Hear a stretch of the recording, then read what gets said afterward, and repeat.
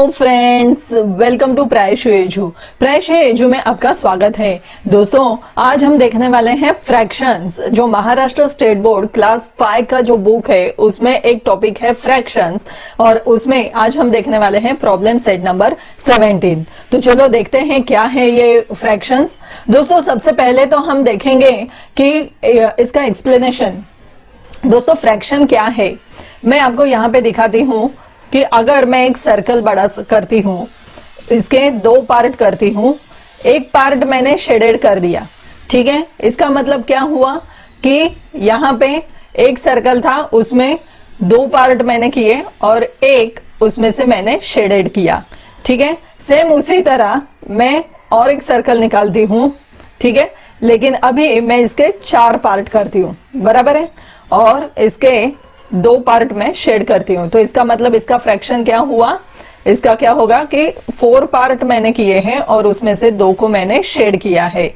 अभी और एक मैं आपको एग्जांपल बताती हूँ। ये है इस तरह, ये हुए 4 और ये हुए 1 2 3 4 5 6, बराबर है। मतलब यहाँ पे अभी मैं क्या करती हूँ, ठीक है। मतलब यहाँ पे क्या था, मैंने 6 पार्ट किए, उसमें से मैंने 3 को क्या किया, शेडेड किया। तो दोस्तों, ये है फ्रैक्शंस। कितनी सिंपल बात है, देखो दोस्तों, कि फ्रैक्शंस निकालना मैंने आपको इतने इजी तरीके से बताया है। एक्चुअली दोस्तों, फ्रैक्शंस बहुत ही इजी होता है। और यहाँ पे देखो दोस्तों, ये जो 3 है इसे हम क्या कहते हैं, न्यूमरेटर, ठीक है, इसको हम कहते हैं न्यूमरेटर। और जो 6 होता है उसे हम कहते हैं डिनोमिनेटर, ठीक है।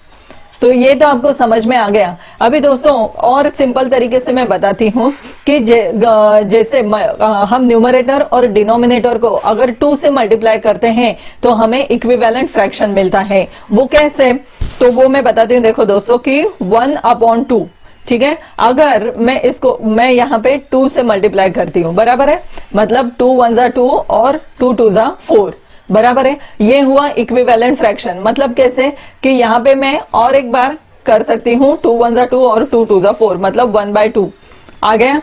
तो इसका मतलब 1/2 is equal to 2/4 is the equivalent fraction, बराबर है। सेम उसी तरह अगर हम न्यूमरेटर और डिनोमिनेटर को 4 से डिवाइड करेंगे तो भी हमें इक्विवेलेंट फ्रैक्शन ही मिलेगा। देखो, अभी एग्जांपल के तौर पर मैं आपको बताती हूँ। अगर 20/24 किया, इसको हमने डिवाइडेड बाय 4 किया और इसको भी हमने डिवाइडेड बाय 4 किया, तो इसका मतलब यहाँ पे आंसर क्या आ जाएगा, ये होगा 5, जो 5/6। 5/6 मतलब क्या, ये भी इक्विवेलेंट फ्रैक्शन है, क्योंकि अभी यहाँ पे अगर हम डिवाइड करेंगे तो सपोज 4 5 जा 20 और 4 6 जा 24, बराबर है। इसका मतलब ये क्या हुआ, इक्विवेलेंट फ्रैक्शन ही हुआ। जब भी दोस्तों हम इफ वी मल्टीप्लाई और divide both the numerator and denominator of a fraction by the same number, मतलब जब भी हम डिनोमिनेटर और न्यूमरेटर को सेम नंबर से मल्टीप्लाई करेंगे तो हमें क्या मिल जाएगा, इक्विवेलेंट फ्रैक्शन मिल जाएगा। तो दोस्तों, इसके ऊपर कुछ क्वेश्चंस हैं, देखते हैं क्या क्या क्वेश्चंस हैं। ये दोस्तों क्वेश्चंस हमें स्टेट बोर्ड के हमारा स्टेट बोर्ड का जो बुक है मैथ्स का, उसमें प्रॉब्लम सेट नंबर जो 17 है उसमें के ये प्रॉब्लम्स है। अभी ये मैं आपको दिखाती हूँ कि ये कैसे सॉल्व करेंगे, ठीक है। यहाँ पे है 1/2, बराबर है, और यहाँ पे है 20, यहाँ पे है 20, बराबर है। इसका मतलब 2 को मैं मल्टीप्लाई करूंगी 10 से तो मुझे 20 मिल जाएगा। इसका मतलब मुझे 1 को भी 10 से ही मल्टीप्लाई करना होगा, तो यहाँ पे आंसर आ जाएगा 10। तो इसका मतलब 10/20 इज द राइट आंसर।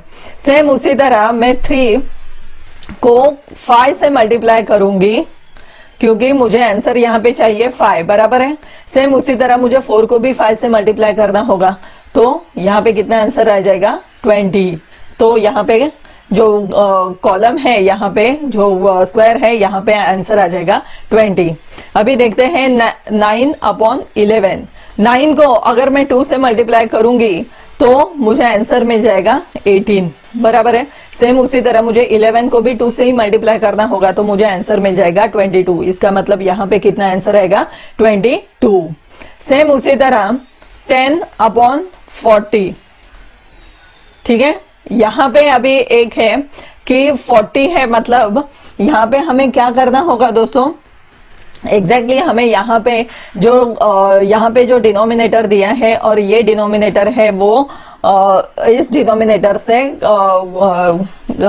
जो है वो स्मॉलेस्ट नंबर है, तो हमें क्या करना होगा? डिवीजन करना होगा। अगर हम डिवाइड बाय 5 करें, ठीक है, क्योंकि 5 8 40 आता है ना, तो यहाँ पे मुझे 8 आंसर मिल जाएगा और यहाँ पे कितना आंसर आ जाएगा?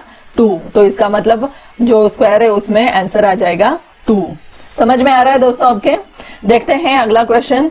अगला भी सेम है, 14 26। अभी मैं 26 को मैं डिवाइड बाय 2 करूं तो मुझे आंसर मिल जाएगा 13, बराबर है। सेम उसी तरह मैं 14 को भी डिवाइड बाय 2 करूं तो मुझे आंसर मिल जाएगा 7। तो यहाँ पे कितना आंसर आएगा? यहाँ पे आएगा 7, ठीक है। यहाँ पे देखते हैं, यहाँ पे है 4/6, बराबर है। अगर मैं यहाँ पे डिवाइड बाय क्या करूंगी? 2 करूंगी। सेम उसी तरह मैं डिवाइड बाय 2 करूं तो मुझे कितना आंसर आ जाएगा? 2। और यहाँ पे भी कितना आंसर आ जाएगा? 3, क्योंकि 3 2 6 होता है, बराबर है। तो इसका मतलब जो स्क्वायर है उसमें आंसर आ जाएगा 2, बराबर है। सेम उसी तरह हम ये देखेंगे कि 4/20 है, तो हमें क्या करना होगा? इसका मतलब हमें मल्टीप्लाई बाय 4 करेंगे तो हमें आंसर मिल जाएगा 4। उसी तरह हम 4 को भी 5 मल्टीप्लाई बाय 5 करेंगे, ठीक है। मुझे क्या करना होगा? यहाँ पे 20 आएगा तो मुझे यहाँ पे 5 करना होगा, तो मुझे यहाँ पे आंसर मिल जाएगा 20, बराबर है। सेम उसी तरह 10/25 है, बराबर है।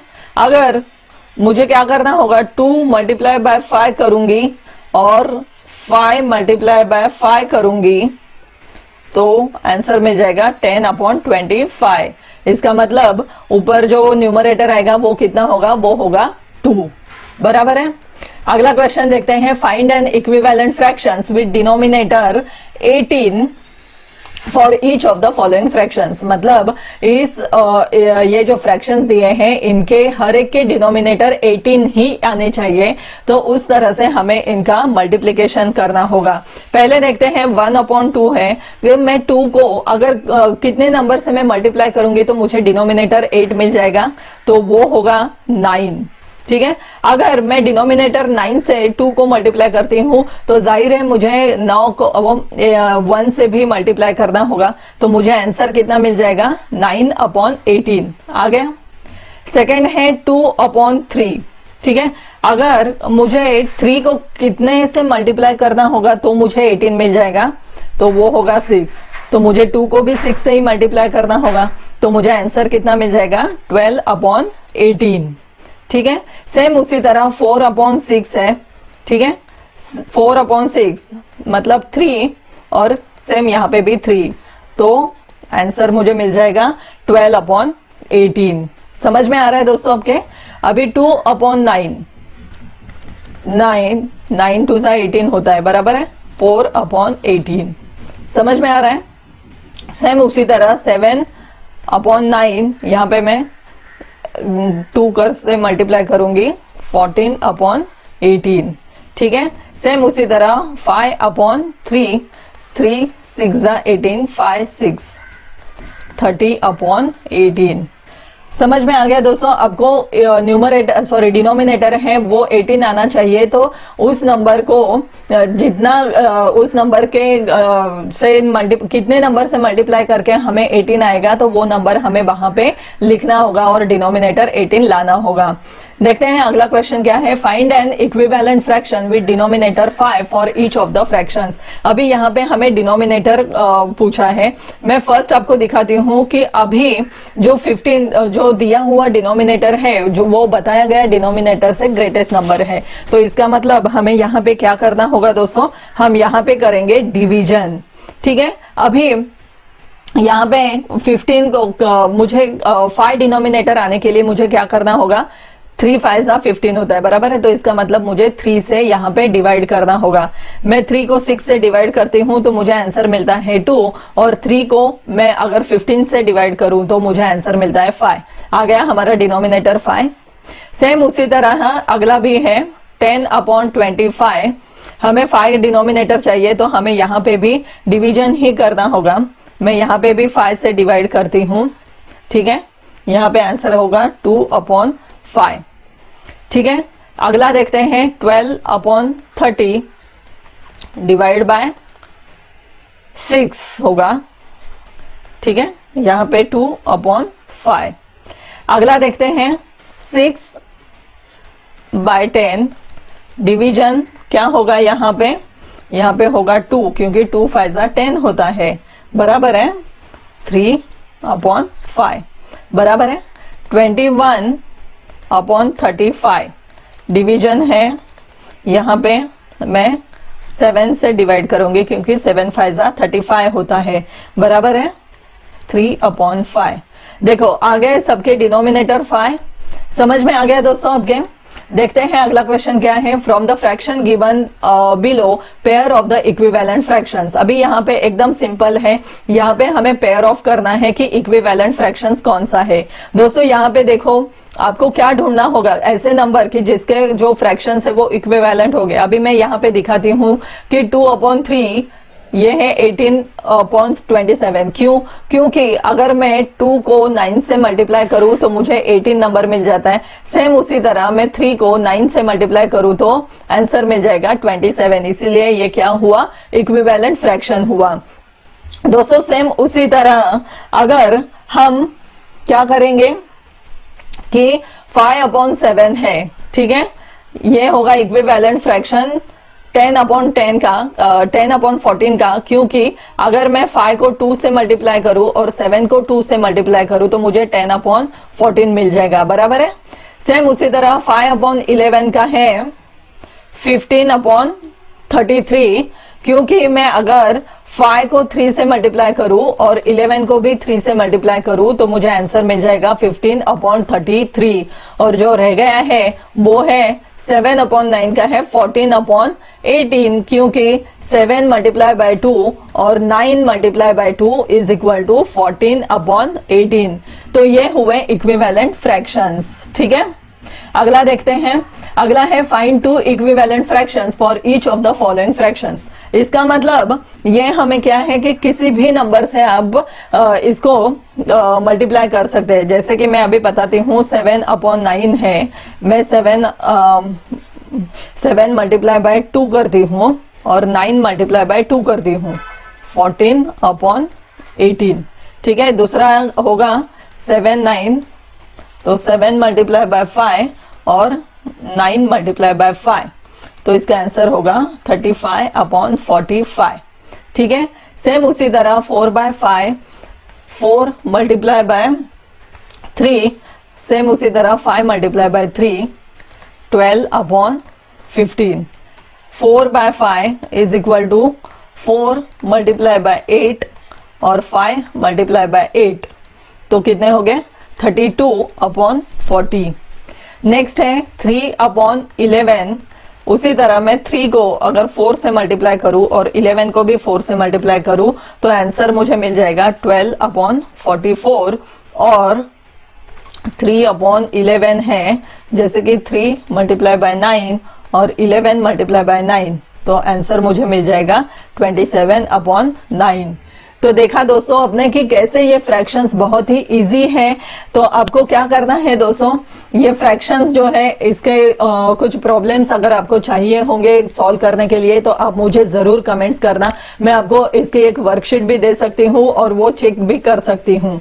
तो दोस्तों आपको ये वीडियो अगर पसंद आया होगा तो इसे लाइक जरूर करना और शेयर जरूर करना। और हाँ दोस्तों, हमारे इस चैनल को सब्सक्राइब करना ना भूलना। तो दोस्तों, इस वीडियो को देखने के लिए और सुनने के लिए धन्यवाद। हम मिलेंगे हमारे नेक्स्ट वीडियो में कुछ नए टॉपिक के साथ, कुछ नए एक्सप्लेनेशन के साथ। तब तक के लिए दोस्तों धन्यवाद। आपका दिन शुभ रहे। Thank you.